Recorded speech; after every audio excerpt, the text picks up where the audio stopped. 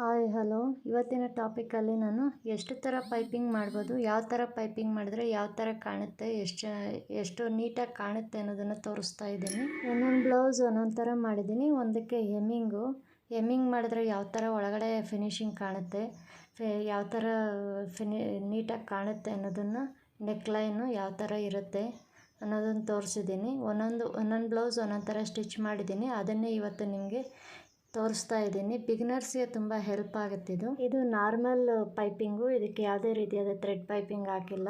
ಇದು normal piping ಹಾಕಿದ್ರೆ ಯಾವ ಥರ ಕಾಣುತ್ತೆ ಅನ್ನೋದನ್ನು ತೋರಿಸಿದ್ದೀನಿ. First one hemming, second one ನಾನು ನಾರ್ಮಲ್ ಪೈಪಿಂಗ್ ಹಾಕಿದ್ದೀನಿ. ಇದಕ್ಕೆ ಥ್ರೆಡ್ ಉಪಯೋಗಿಸಿಲ್ಲ. ಥರ್ಡ್ ಒನ್ ಬಂದುಬಿಟ್ಟು ಇದರಲ್ಲಿ ನಾನು ಥ್ರೆಡ್ ಪೈಪಿಂಗ್ ಹಾಕಿದ್ದೀನಿ. ಯಾವ್ಯಾವ ಥರ ಪೈಪಿಂಗು ಡಿಫ್ರೆಂಟಾಗಿ ಕಾಣುತ್ತೆ, ಯಾವ ಥರ ಮಾಡಿದ್ರೆ ಯಾವ ಥರ ಇರುತ್ತೆ ಅನ್ನೋದನ್ನು ಇದನ್ನು ಡೀಟೇಲಾಗಿ ತೋರಿಸಿದ್ದೀನಿ. ವಿಡಿಯೋ ಸ್ಕಿಪ್ ಮಾಡದೆ ನೋಡಿ. ಥ್ರೆಡ್ ಪೈಪಿಂಗ್ ಮಾಡೋದು ಆಲ್ರೆಡಿ ನಿಮಗೆ ವೀಡಿಯೋಸಲ್ಲಿ ಅಪ್ಲೋಡ್ ಮಾಡಿದ್ದೀನಿ. ನಾರ್ಮಲ್ ಪೈಪಿಂಗು ಇದರಲ್ಲಿ ತೋರಿಸಿದ್ದೀನಿ ಯಾವ ಥರ ಸ್ಟಿಚ್ ಮಾಡ್ಕೋಬೇಕು ಅಂತ. ಎಮ್ಮಿಂಗು ಯಾವ ಥರ ಮಾಡೋದು ಅಂತ ಪ್ರೀವಿಯಸ್ ವೀಡಿಯೋಗಳೆಲ್ಲ ಹಾಕಿದ್ದೀನಿ.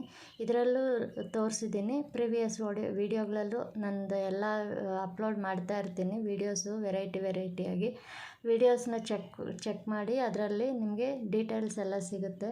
ನಾನು ಸಿಲ್ಕ್ ಸ್ಯಾರೀಸ್ಗೆ ಬೇರೆ ಥರ, ಫ್ಯಾನ್ಸಿ ಸ್ಯಾರೀಸ್ಗೆ ಬೇರೆ ಥರ, ಆ ಥರ ವೆರೈಟಿಯಾಗಿ ನೋಡಿಕೊಂಡು ನಾನು ಪೈಪಿಂಗ್ ಮಾಡ್ತೀನಿ.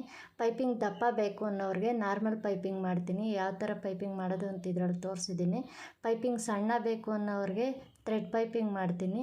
ಪೈಪಿಂಗ್ ಇಲ್ಲದೆ ಫ್ಯಾನ್ಸಿ ಸ್ಯಾರೀಸ್ ಬಂದಾಗ, ಲೇಸ್ ಬಂದಾಗ ನಾನು ಪೈಪಿಂಗೇ ಮಾಡ್ದಿರ ಹಂಗೆ ಉಲ್ಟಾ ಮಾಡಿಕೊಂಡು ಅದ್ರ ಮೇಲೆ ಲೇಸ್ ಹಾಕಿ ಹೊಲಿತೀನಿ.